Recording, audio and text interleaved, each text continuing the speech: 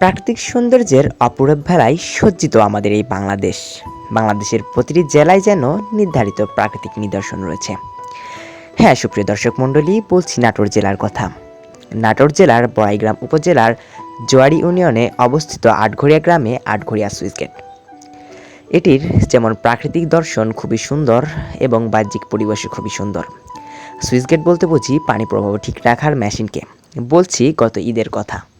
ঈদ আসলেই যেন এই স্থানটিতে লোকারণ্য হয়ে যেত, মুখরিত হতো এই সুইচ গেটের আসল সৌন্দর্য। কিন্তু সামনের দিনগুলোতে হয়তোবা আর ঈদের মেলাও দেখা হবে না, আবার সুইচ গেটে ঘুরতে আসা বা পর্যটকদেরও দেখা যাবে না। কারণ তুলে নেওয়া হচ্ছে সেই সুইচ গেটের 4টি পাল্লা, যার কারণে প্রাণীর যে সৌন্দর্য সেটি হয়তোবা আর দেখা হবে না। কিন্তু আসলে প্রাকৃতিক বিপর্যয় ঠেকাতে বর্তমানে মৎস্য যে তাদের জীবন অত্যন্ত দুর্বিষহ। সুইচ গেট থাকার কারণে তারা পারাপার হতে পারে না। এর কারণে তাদের যে আটকে থাকা নির্দিষ্ট গণ্ডির মধ্যে এটি প্রাকৃতিক বিপর্যয় ডেকে আনছে।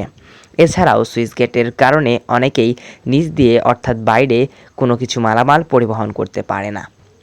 আবার এটি গ্রীষ্ম মৌসুমের দিকে সাধারণত খুলে বন্ধ করে দেওয়া হতো এবং বর্ষা মৌসুমে খুলে দেওয়া হতো। তাই ভারী ভারী যন্ত্রগুলো হয়তোবা এবার তুলে নিয়ে যাওয়া হচ্ছে। অনেকেই ভাবছেন রাজনৈতিক কারণে কিংবা কোনো মাথায় রেখেই এত ভারী ভারী যন্ত্রগুলো তুলে নেওয়া হচ্ছে। আসলে প্রাকৃতিক বিপর্যয় ঠেকাতেই এই উদ্যোগ বলে ধারণা করছেন অনেকে।